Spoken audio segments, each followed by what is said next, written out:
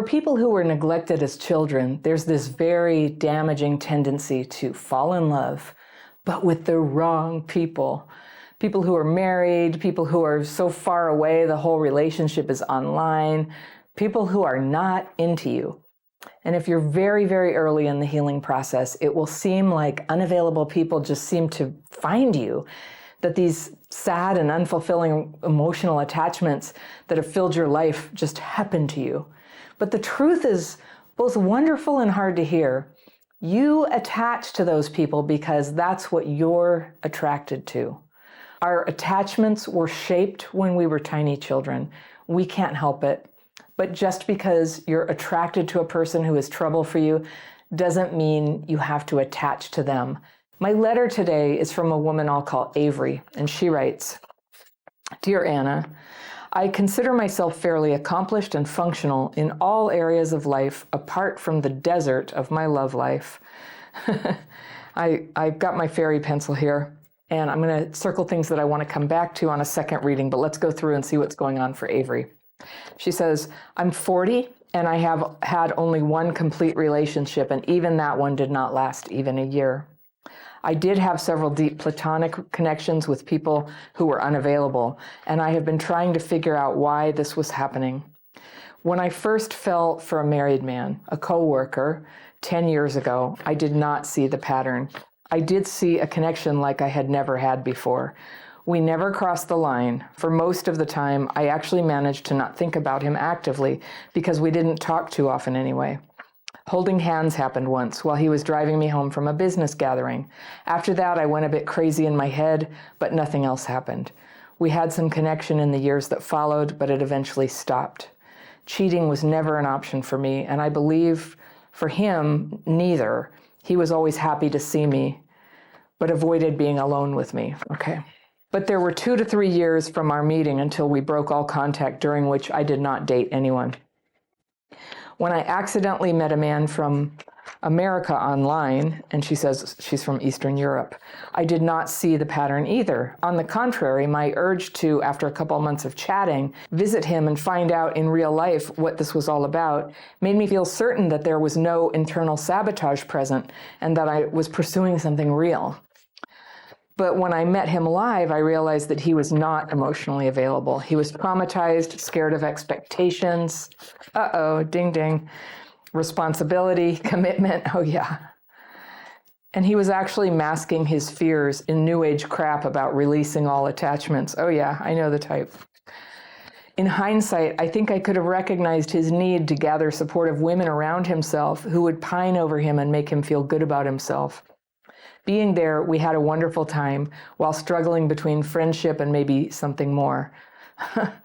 Of course, after I came back home, there was not much that we could do, even though at first we tried to keep in touch. But it took me a couple of years again to move on from the experience emotionally."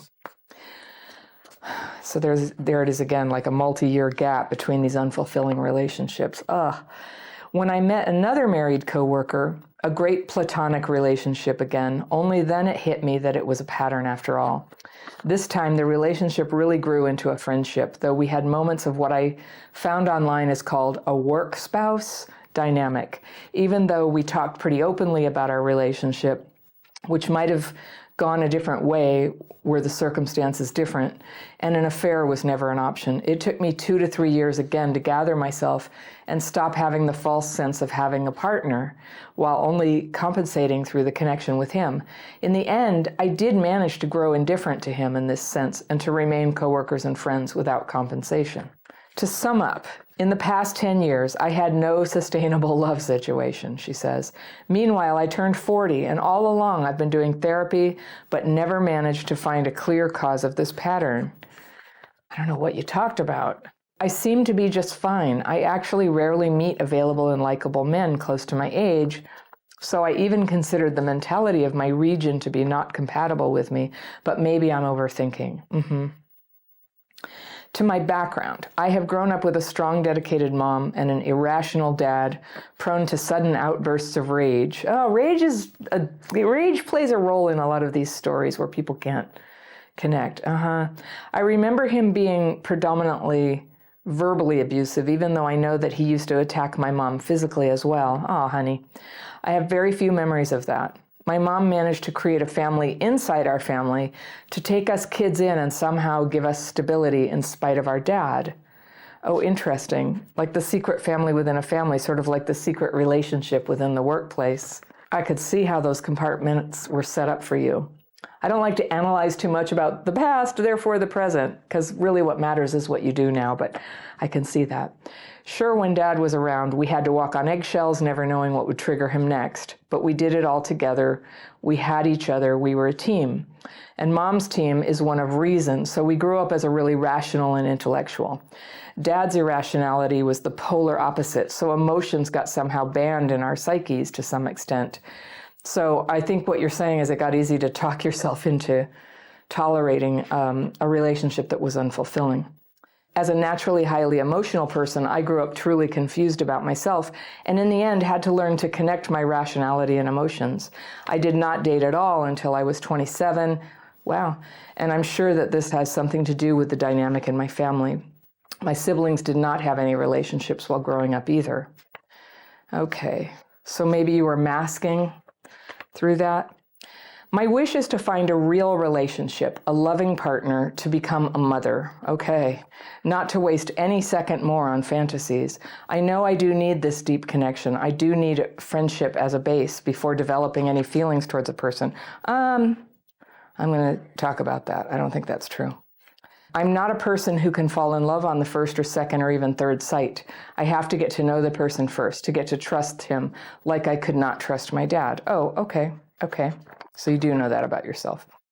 What I would like to know from you most of all is whether you have any experience with symptoms like mine, and what would your take on it be? I really appreciate your point of view in all the videos that I've seen so far. Okay, and that's Avery. Thank you, Avery. Yes, this is really common for people who are traumatized, and your trauma, I'm so sorry. That just wasn't good. There's an absolute explanation why this is hard for you and why you're reluctant. And so I guess I'll start at, you want to get married and have a child, and you don't have a minute to waste. And so, as you know, there's no guarantee that this can happen in time, but I'm all for you giving it a try. And I would love for you to end up married. And however you end up having a child, whether it's naturally or through adoption, I want that for you. That's your heart's desire. So let's assume that's where you belong. You have all this stuff in the way, some trauma-driven behavior, which is that you have trouble detecting when all your emotional and romantic energy is going into somebody who cannot return it, will not return it.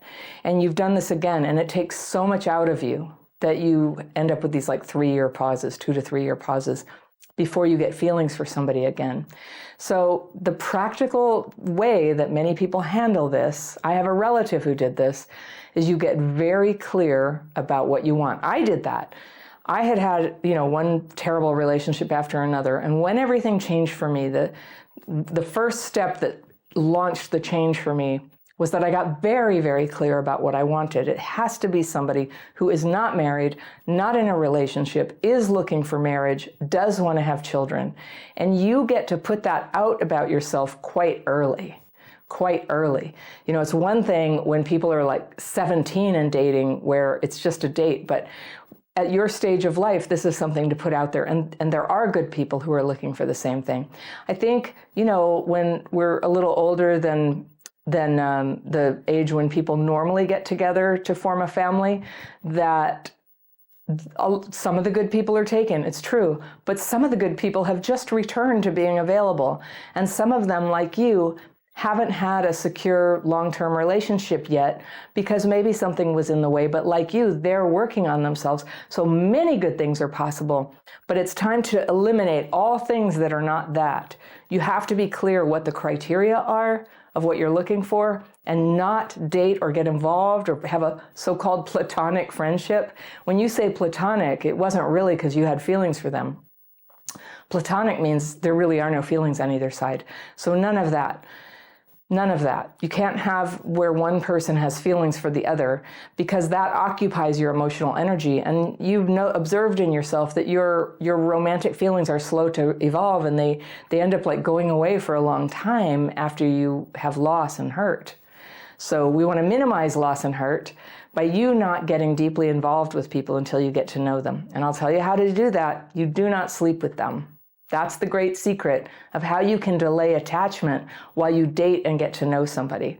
Now, some people will say, nobody will do that, but you'd be surprised. The minute I decided that that's how I was going to do it, the first person I met happened to be somebody who also wanted to go very, very slowly. It's funny how that works. When you get very clear about what you want and you start to stand up for it and not deviate into things that are not going to work out for you, then you'll be surprised how quickly the good thing shows up.